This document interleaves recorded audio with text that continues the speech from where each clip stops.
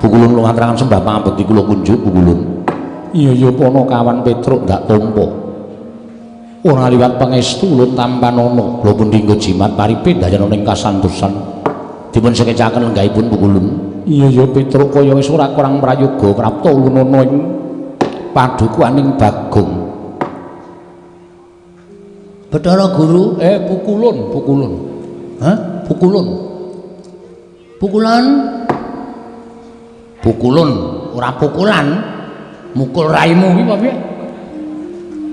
Pukulun kula ngaturaken sembah pangabekti kula kunjuk Pukulun. Iya Bagong ulun tampa. Pangestu ulun kebat kita tampani. Bagong Pukulun sanes kita. Iya, nanging ulun nyebut kita ya kanggo sebutan kita. Kita piye maksudnya? Kula ngaturaken bekti kula kunjuk. Ya wis ulun tampa. Pangestu ulun kita tampani. Oh, ditampani bareng-bareng. Kita. Wah, ya wis sak goblok. Kita iki kowe. Aku kita. Nek aku ki ulun. Sing positif aku ki ulun apa kita? Kok kowe muni kita ki kowe ulun ni aku ki ulun apa kita? Ulun lamun nyebut kita kuwi kita. Ora, kuwi modi ora kowe. Iki suwe lho engko tenan. Nek ora paham angel iki. Ulun nyebut pribadi ulun kuwi ulun. Oh, ngoten. Iya. Dadi lamun ulun nyebut kowe kita. Kula niku kita. Iya. Lamun aku ulun. Oh nggih, Pukulun kula tampi wonten asta kita. Nering sambikala bekti kula kunjuk wonten ngatenipun paduka ulun nggih Pukulun. Petruk wonten dawuh. Piye Petruk cemplungke kawah Candra di muka mawon. Sapa sing cemplungke kawah? Kowe kuwi. Yo, dadak nganggo klambi renang ora. Padha kaya nggon kuwi kawah Candra di muka iki papan neraka lho, Gong. Kowe yo aja udah mati kok. Bagong pangestu ulun tampanana. Kebat kula tampani. Nering sambikala dipun sekecaken anggen jengan diwa lenggah. Pukulun. Iya Bagong. Kaya wis ora kurang kepenak. Mekaten inggih. Apa to sababe dene ulun karawuhake ana ing padukuhan papan dunung kita Bagong. Wekdal sacepakipun kula aturaken dhateng Kakang Semar, Bapak Semar. Mir. Wis gak omong, Mir. Kowe mundur. Siap. Aku tak omong karo Bathara Guru, kowe ora usah dadak melu-melu omong mengko ndak malah Bathara Guru kagol atine ora maringake apa sing mbok suwun. Nggih, Pak. Guru wonten dawuh Kakang. Sing gedhe pangapuramu yen to aku ngrawuhke kowe ya. Ya senadyan aku kuwi tata lair ta batin aku dulurmu tuwa. Ning aku ora duwe wenang ngrawuhake dewaning para dewa. Jering mangreh para Jawata kuwi adiku Manikmaya. Mboten dados menapa Kakang Semar. Menawi jengandika Kakang betah kelawan ingkang rayi, kula tartemtu namung sumadya ndederek dhateng ngersa paduka Kakang Badranaya. Ya, matur nuwun. Ha iki ngene. Rawuhmu ning omahe Bagong, lan aku saiki mapan ana ing kene iki, jane aku rak ping nampa penangise anakku lanang Bagong to. Lho. Nampi penangisipun Bagong sababipun menapa? Bagong kuwi duwe gegayuhan. Ya kuwi bakal mbangun papan ana ing kene iki dadi papan sarana nggone para kawula bisa makarya lan entuk pangupabuga. Ning jarene Bagong kuwi ngimpi, impene Bagong supaya rancak nggone padha mbangun iki mengko kudu nganggo srana ora ketang sithik ya kuwi kayu Dewandaru lan kayu Jayandaru. Mongko mapane neng kayangan. Mula tumuli aku ditangisi dening anakku lanang Bagong, gandeng aku kuwi disebut Kakangne Bathara Guru, aku Sanghyang Ismaya. Mesti wae aku iso ngrawuhake marang Manikmaya. Tumuli aku ngrawuhke marang adiku Manikmaya ning Pringapus kene ingkang wigati. Mbok ana mulunge atimu karo anakku Bagong. Mari ngono ora ketang sithik ya kuwi wujuding kayu Dewandaru lan kayu Jayandaru. Men supaya Bagong nggone bangun papan iki mengko rancak niring Sambikala nganti tekaning paripurna. Yen kowe njaluk ijol-ijole apa, yen kowe njaluk liru-lirune apa, mara gage kowe matura karo aku. Yang jeneng aku wong tuwa kuwi tetep bukan anak polah bapa kudu kepradah. Nek anakku wis polah, bapakne ora pradah, ndak dikira aku muspra le anak-anak. Ing atase anakku nangis kok aku wong tuwa meneng bae. Ing atase anakku njaluk kok aku mung mangku tangan. Ora nuruti karo karepe anak, engko ndak dikira aku seneng anak-anak ning ora iso nuruti karepe anak. Mekaten Kakang. Iya. Menawi telu mekaten menapa sampun paduka ngendikaken kula sampun nampi. Syukur. Lah terus wangsulamu piye? Nuwun sewu. Selaminipun kula menika dados diwaning para dewa, sinembah para jawata, para kawula. Estining manah kula menika tasih gadah raos gelo Kakang. Lah ngopo? Lah aku mbiyen kok singkir-singkirke supaya lunga saka kayangan mbok wadul karo Kanjeng Rama pukulun Sang Hyang Tunggal. Nalika aku padha gojek karo Kakang Tejamaya tok kandhake nek padha regejegan. Mung kepengin rebut dadi dewaning para dewa, wekasan aku didukani terus dikon nguntal pagering gunung sih kulon lan pagering gunung sih wetan. Dumuli rusak ragaku kaya ngene terus didunke saka kayangan. Lah kowe wis menang nggone nyingkirke karo kadang-kadang dulur-dulurmu kabeh tumuli kowe dadi dewaning para dewa. Kuwi sing tok gayuh wis kasembadan. Mula aku tulungono, aku sing wis trima urip ana ing jagat iki, gage tulungono srana kowe nulungi karo anakku. Babagan perkawis menika estunipun boten dados petangan kula. Lah terus namung kemawon selaminipun kula winisuda dados dewaning para dewa, kula nuwun pangapunten Kakang Semar. Tasih wonten kagol kageling manah kula, pendak-pendak kula lenggah wonten ing Sela Kandawaru Binangun. Wonten ing Bali Martya Kunda Manik aglar sangganing para jawata, para widodara widodari samya manembah dhateng Manikmaya inggih ingkang rayi. Sedaya para kawula mboten wonten ingkang wantun mrengkang kalian pernatanipun Bathara Guru. Sedaya para titah ing mapan wonten ing jagat mboten wonten ingkang wantun mrengkang dhateng dawuh parentahipun Manikmaya. Namung kemawon wonten setunggal titah wonten ing jagat ingkang dumugi sak mangke mboten purun nyembah, mboten purun tata krama kalian Bathara Guru. Sapa kuwi? Lah kok dadi menungso kok nekate ora jamak, wani nranyak ora tata krama, wani nranyak ora nganggo ganggo karo Bathara Guru, apa ora wedi karo soting Manikmaya? Kakang Semar, Bagong badhe kula paringi kajeng Dewandaru ing Jayandaru menawi titah setunggal menika purun nyembah kalian kula saha purun ginakaken tata krama mawi basa mboten ngoko kados ingkang sampun dipun tindakaken. Kosek kuwi jane sapa ta kuwi? Sapa menungso kok nekate kaya ngono?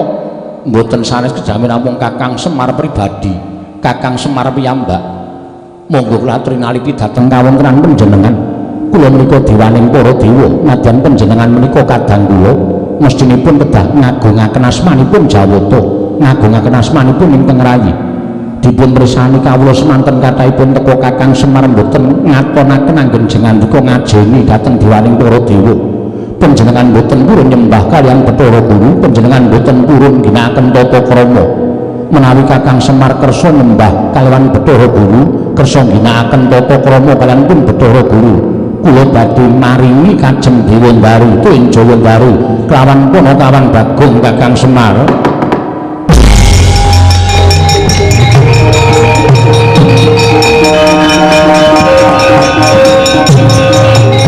Rasa aja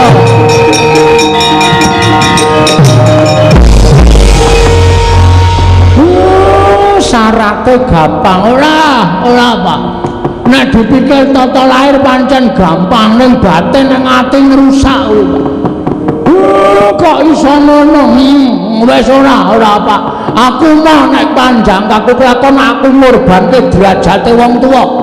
Aku mau nek panjang aku kasembadan ning aku kudu ngorbane karo harga dirine bapak. Aja wis ora nganggo kayu Dewa Daru, ora nganggo kayu Jaya Daru ora masalah.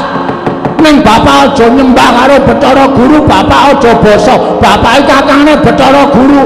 Bagong, kowe iki dewange wong tuwa kok malah ngono-ngono karo bapak sing goblok kok.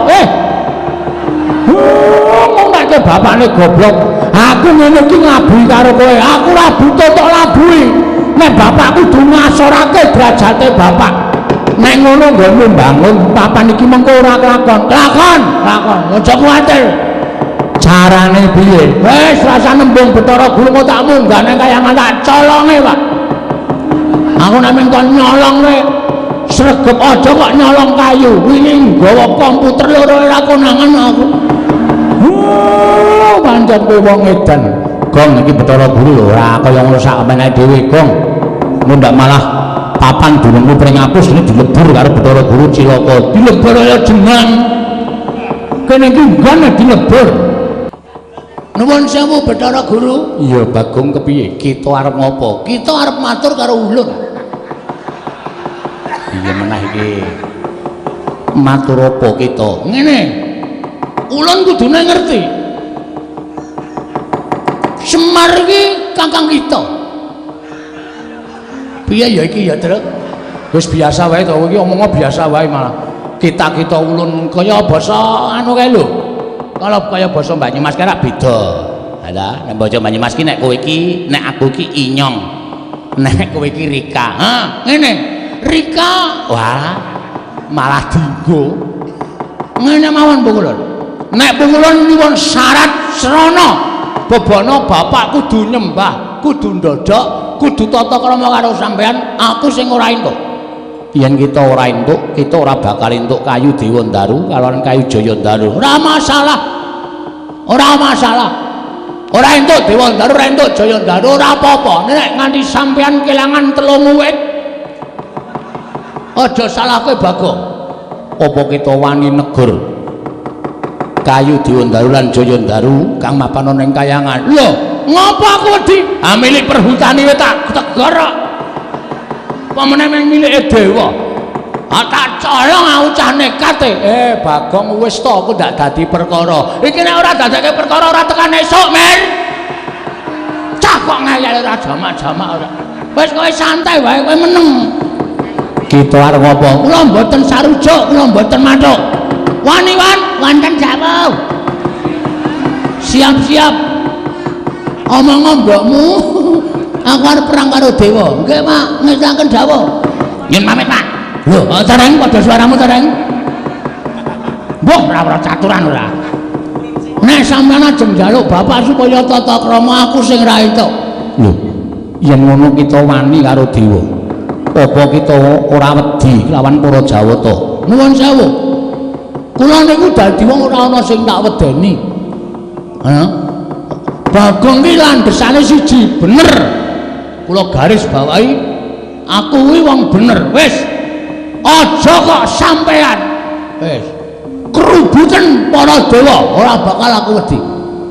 Kita bakal ulun banjut. Kita bakal ulun banjut. Banjut iki wae, Pak. Banjut ki dipateni. Arep dipateni kok? Iya. Kita ulun banjut ulun cemplungake ning Kawah Candra Dimuka. Ora masalah. Gong, Kawah Candra Dimuka ki nggone para wong-wong jahat. Lho, aku kan wis pantes mangkon ning kono. Aku kan ya wong jahat. Ha ta? Mboten apa-apa nek sampeyan iso mateni kula. Ning carane sapi mang jagal sik pukulan. Mang jagal sik. Nek kula wis iso jagal arep bleh sakarmu, arep keleti sakarmu, arep tongseng sakarmu.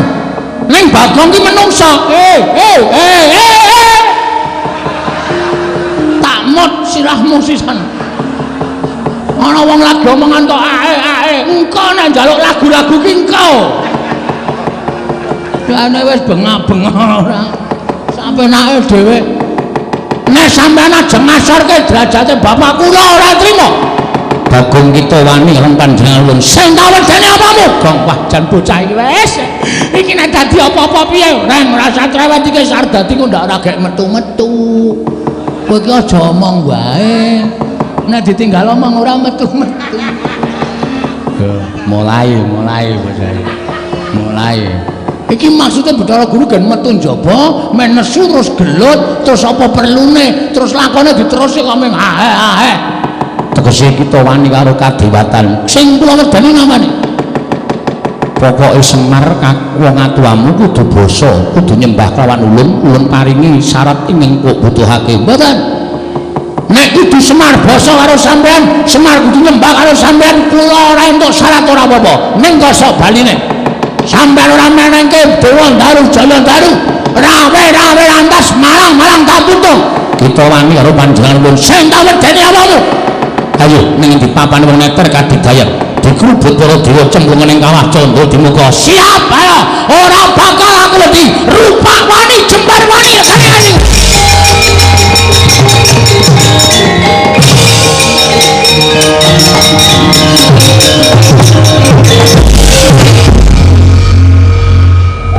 ngapa ya Mir?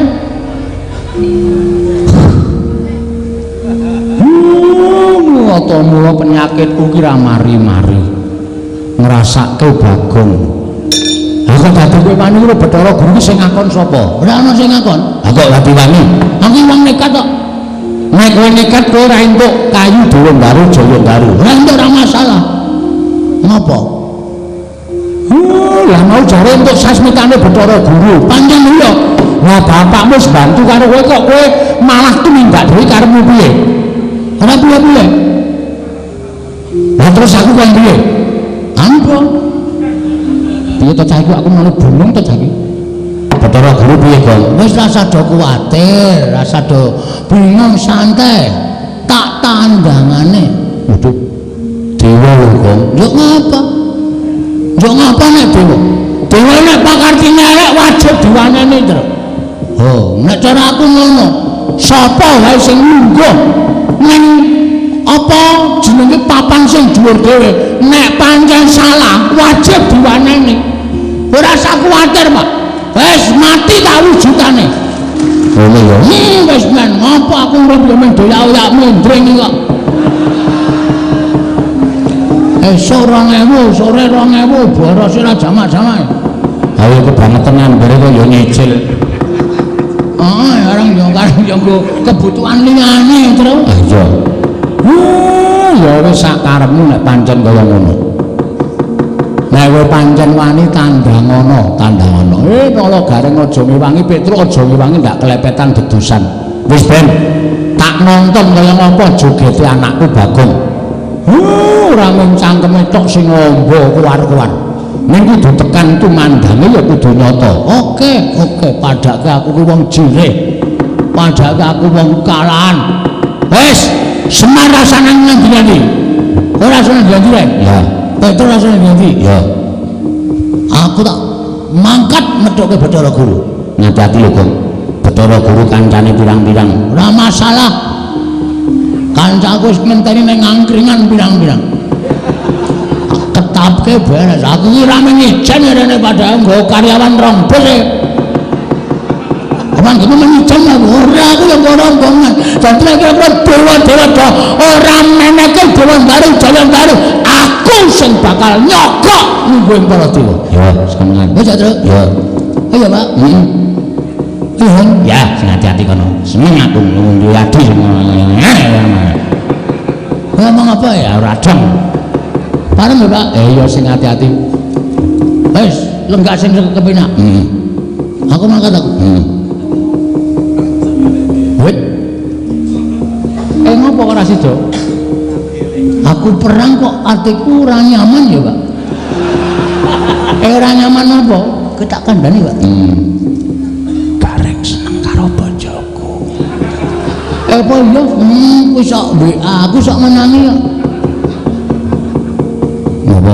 Ora kok. Ora yo wong tuwa senengane yo aneh-aneh ora. Ayo engko kesibukan kok, Trek. Kesibukan dengermu mlocot ngono kok ya. Tolong dijagake ya, Pak. Iya. Ya. Engko kowe dhewe seneng. Dapurmu bojomu bisu. Justru kowe malah ora nyuwara. Memang. Kon lembasem sekeca ya Pak, aku tak metu njaba. Ya sing ati-ati Bagong. Lah pentoke aja kuwatir men.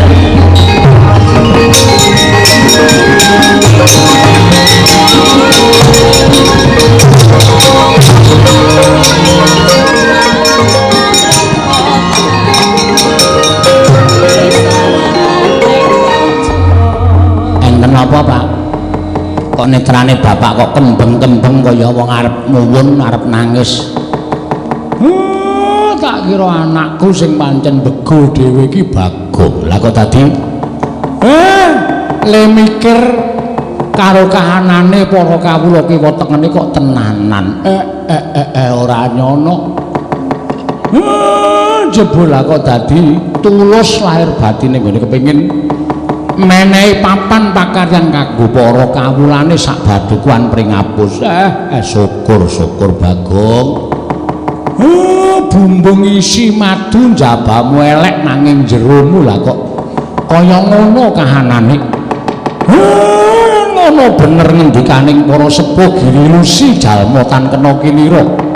Nadan jabane agal growal-growal nanging batine lembut kaya ngono ora ana yen ora anakku Bagong. Bareng ndak sawang Bagong saya adoh medun saka pendopo. Wis ora katon lakune kok atiku melang-melang kaya ninggal jejabang tepi ning Balumbang. Bapakmu kok kuwatir karo anakmu utawa anakku Bagong mawa gareng apa kowe ora ngiman karo adimu mawa Gusle.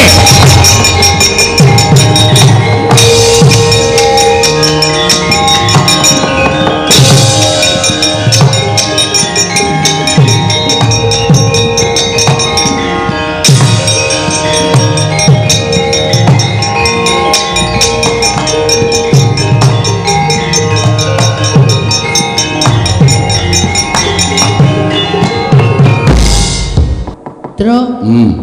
Aku wangi ya, Tru? Ya. Kowe ora mentol karo patiku to? Ora. Nek aku lara kowe mesti sedih. Mesti adikku sing tak tresnani kok. Nek aku nganti tekaning pati mesti kowe rekoso dadak mendem aku to? Aku wangi ya. Siap. Kowe rasane wangi ra apa-apa reng mergo kowe iki wonge cacat, ta. Wis mripate kira, tangane cekle, sikile becik, arep perang ya ora trampil, yakin. Kana kowe mundur kana. Ya ora kowe ya adikku ya tak ewangi. Rasah. Wong kowe iki nek mandeg ya ora medeni. Mandege matamu malah gathuk dadi siji ireng-irenge. Rekoso wis to, wis rasah. Ya semen nek kakane arep ngewangi ora apa-apa, Gong. Wah, wis jan. Kok nek kowe nganti cilik lara gedhe tekaning pati, mesti kowe ora ikhlas. Ikhlas wae. Ora ikhlas ngopo? Di kakang ting mentalit ngono mbok mudhar ya men. Ayo wis, ya wis. Ora ngewangi ra apa-apa. Malahane kepenak uripku. Truk. Piye iki apike? Wis ditataki. Kowe nek niat ya niat. Kowe ndek kepinginan ndek gayuan aja mung kandhek ning karep ning kakakno tekad.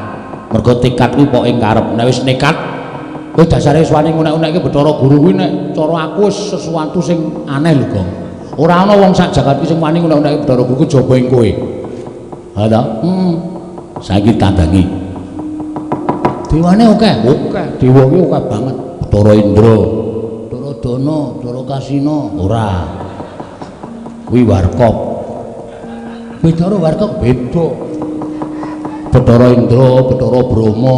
Bathara Brahma iki Bathara Dewaning Geni. Wah iya, oke ra masalah. Kudu tok simpen sik carane piye ngalahke Bathara Indra iki piye. Gelut. Heeh. Bathara Brahma Dewaning Geni, maju kudu telesik awake. Ha iya. Kono ngetokke geni ora bakal temomo. Bathara Bayu. Weh, ana. Dewaning apa iki? Dewaning angin. Sebelah angin kontal kuwi kudu piye carane menanggulangi supaya aja nganti kalah karo dewa-dewa kuwi. Menyang aku ning ngurimu. Kowe aja negake aku ya, Mas. Ora, aja kuwatir. apa sing tak gayuh kelakon kowe ya mesti bakal ngrasake penak. Aku ngempek kamukten le. Oke. Lara wong loro mati kowe dhewe ya Gus iki. Omonganmu iki ora penak. Lara wong loro mati wong loro. Siap. Petoke dewa-dewa. Ora gelem mundur gawe kisra, ora meneke Dewa Daru Jaya Daru. Aku ikhlas mati depani kampung halaman gitu. Iya. Iya. Kowe anggere muni ngono kuwi aku seneng. Aku sing deg-degan. Harus wani muni kok ora aku dhewe. Mangkat yo. Yo, mangkat yo ora.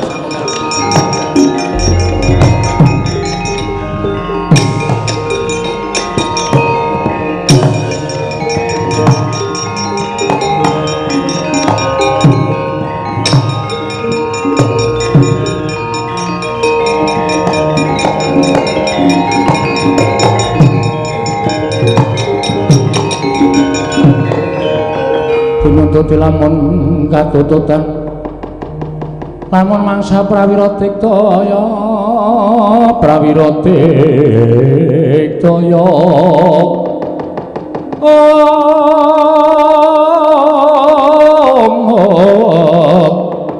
Ranggana magawe gelarira wang-wang.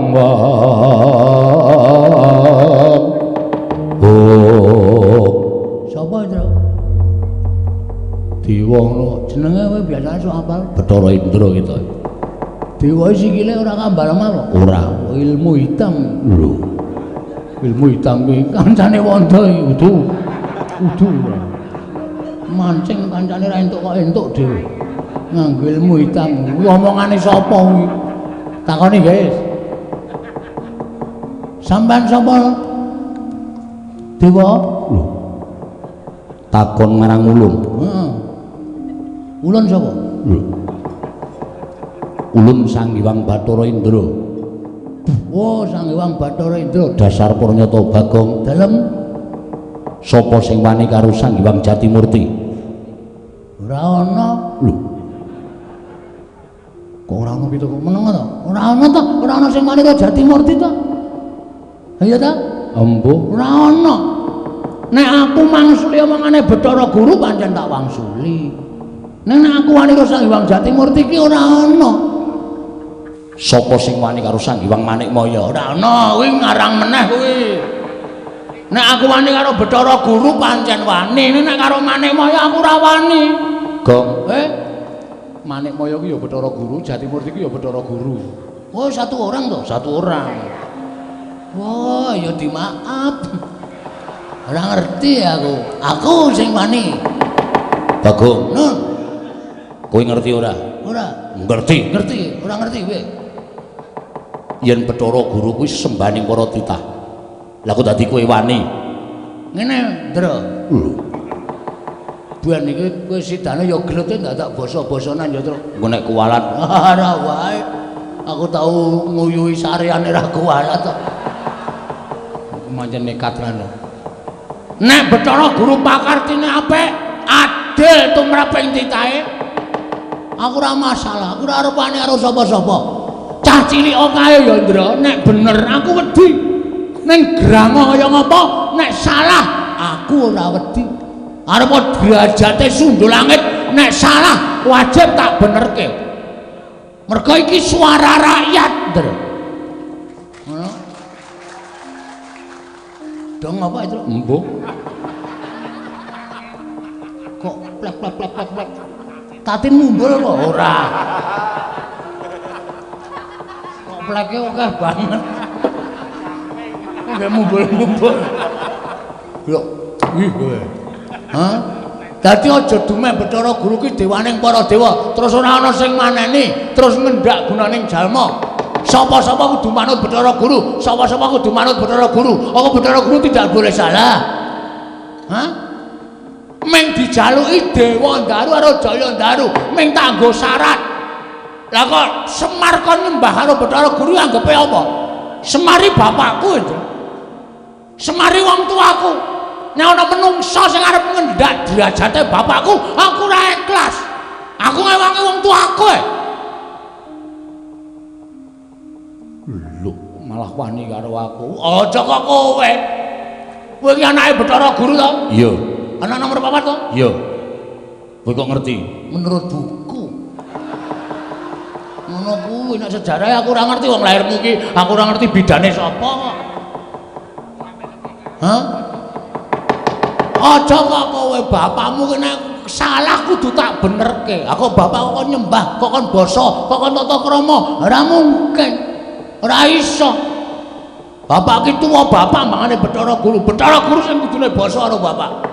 Menggone unggah-ungguh ki Bathara Guru sing kudune nyembah karo bapak. Bapak wis gelem dadi titah, gelem dadi wong cilik, gelem dadi pamomong, ninggal kamukten kadewatan. Dipasrahke Bathara Guru kok wis dadi wong cilik, dadi pamomong, kok isih kon nyembah karo Bathara Guru. Model apa kuwi? Ayo ge omong-omongan. Piye meneng wae iki? Stay. Nek omong jan mentes. Bathara Indra nganti meneng wae. Meneng wae nek terus ngampleng cilaka iki. Lu ngomong ning ora gek plek-plek malah ora apa-apa nek meneng wae terus dis ngono. Aku ora siap, Pedro. Ono aku kok. Lho, terus ngopo? Lah aku ya lunga.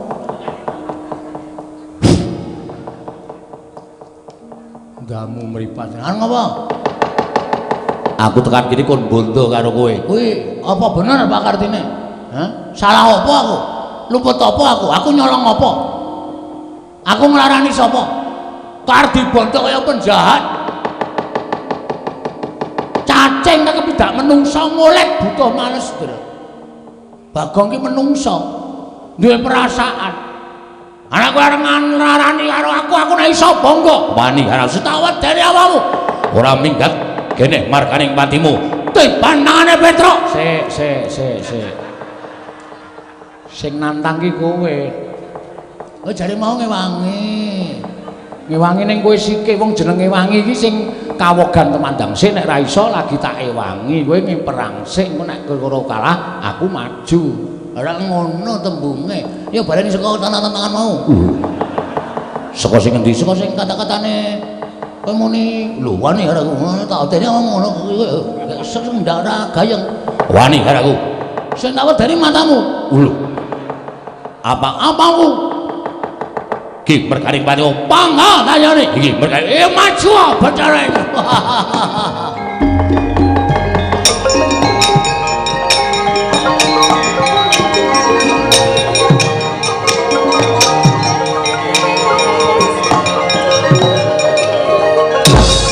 Mati.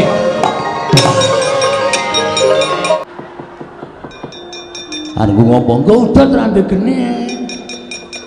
Ngene. Wong edan. Wah. Aku kurang ajar tenan. Dewa-dewa dadi ece tenan. Arep ngopo kowe? Ngewangi Bathara Indra. Hah? Ayo, apa tak anggap aku ora iso ngantem para dewa? Sampya mungsuh aku kowe.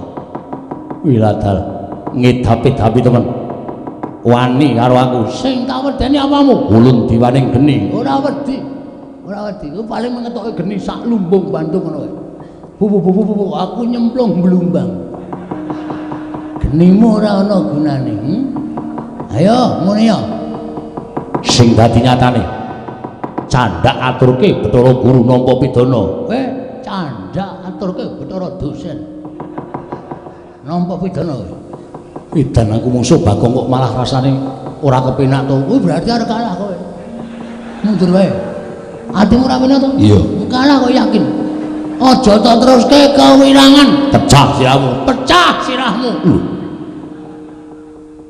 Iso mecah sirahku. Ya mbok, pecah sing endi? Ngene Indra mau dekok. Wiladal mati Iki markane pati markane.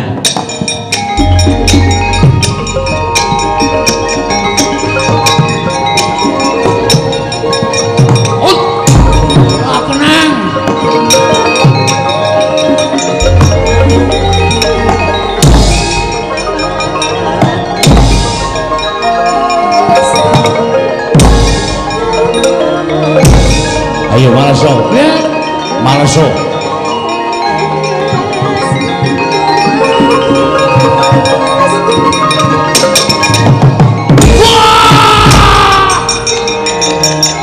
mati aku.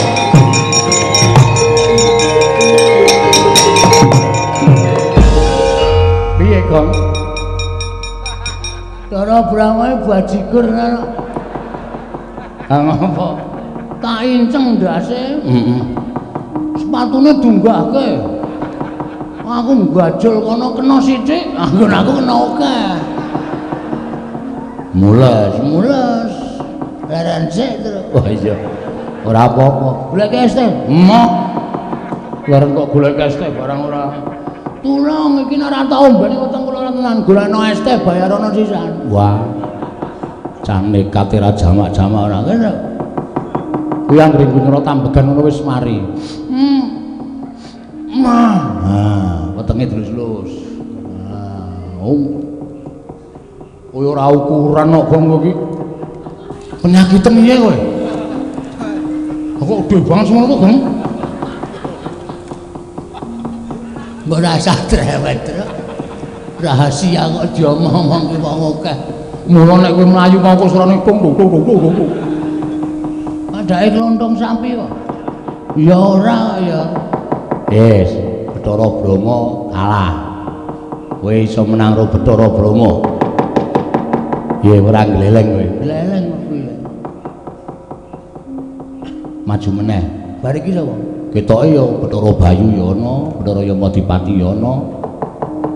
Bathara Pathuk. Pathok apa pathuk? Pathuk, Bathara Temgguru. Kuwi enteng-enteng sing abot dhewe Bathara Yamadipati ngono nek semelangku nek kowe dijabut nyawane. Ngati-ati ya, Truk, ngematke sing tenanan. Ya. Nek nganti aku dijabut nyawane tututi lho, Truk. Ya. Nek ora tak tututi aku mati tenan. Nek aku mati piye? Yo. Kowe ya sedih to? Ah sedih. Aku adimu. Ah iya. Mula tak awas-awasi saka kene. Nek kira-kira kowe Bathara Yamadipati arep njabut kowe praetno ngati-ati lho kok. Heeh. Bagong aja mlayu regane kae.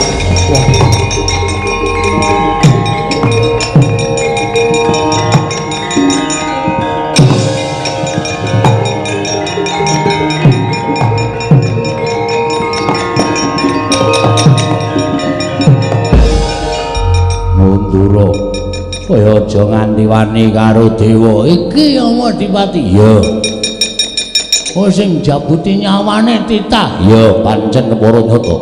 Ora gelem semingkrak jabut nyawa cemplungke kawah Candra Dimuka. Piye? Jabut nyawamu, jabut tenan iso mati tenan.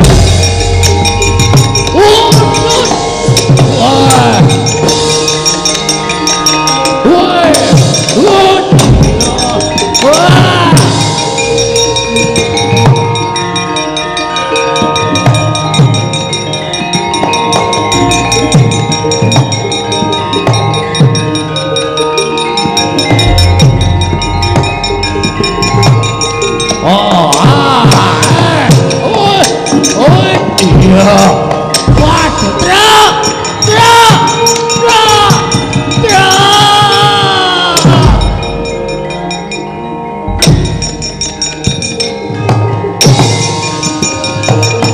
Waduh.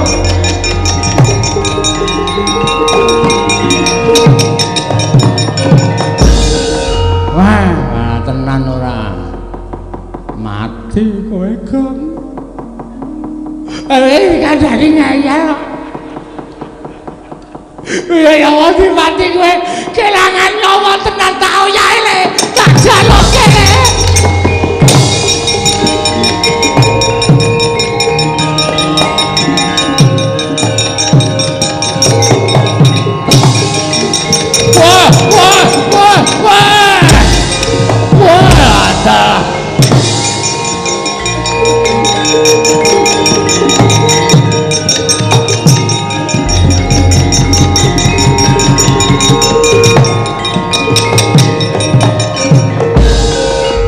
Lebokke Gong saka cangkem. Tangi le, aku ngerti Yamadipati tangane kaya gegem apa terus tak rebut mbuh wujude apa terus tak templokke ning awakmu. Tangi Gong.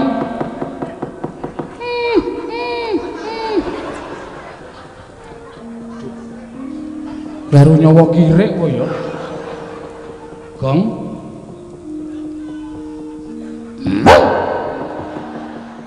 Waduh. Emoh. Mbah wis cilaka iki.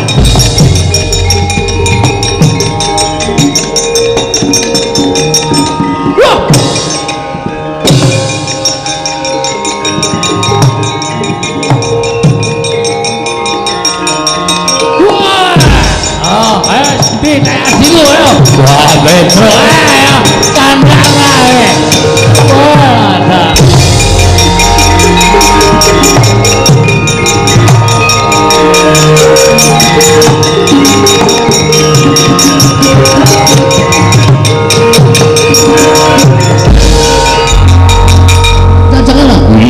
alhamdulillah bener kok nyawa diwati iki jebul gawa nyawa pirang-pirang. masa? Kaya apa wis urape? Lho, krasa to kowe? Krasa. Nanggomu ngene karo nyawa kire. Wah, sana. Arep dol Ora ya. Arep dol ora. Kowe nyawa dipati sing ngoyak. Mikir to. Arep kapan? Jabut genti nyawane. Gampang. Men bae.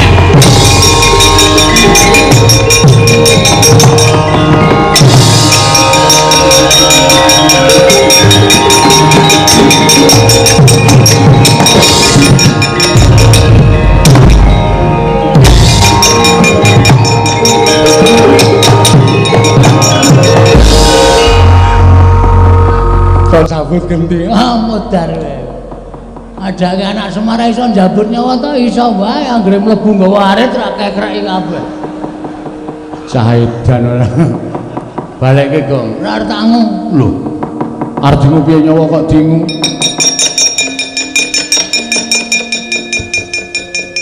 Saake. Aduh. Wah, caedan. Ana menungsa kok iso njabut nyawa. Iso wae aku rene njabut. Aku kadang ora tak jabute metu dhewe. Lara ludruk dinganane kowe. Kejengkit panis e. Kowe nang anu sok alem maneh. Iya, Bagong. Ayo bali. Iya. Sepatune ukuran pira kuwi? 36. Cukup tinggal. Lho. Tinggal tak ajar. Iya. Oh, laetan dipreteli. Ya. Ayo kuwi kan apa jenenge bus kabeh. Wah, duwe anyar rombongan lurik. Ayo jalan kene. Ya, wah wis. Ya. Ayo kita tampani. Lho, apa iki? Silet. Lho. Nggo ngopo? Kuwi dikerok jenggone iki. Lho. Ben ngopo? Ngihu kok jenggon. Ngihu ki wedhus ben mana? Oh, ya men kuwi senengane kok senara. Wis ana mulih ngono. Ya ki kowe. Wis bali kono. Mewah ajar dhewe. Wah, aku tak mulai, Pak.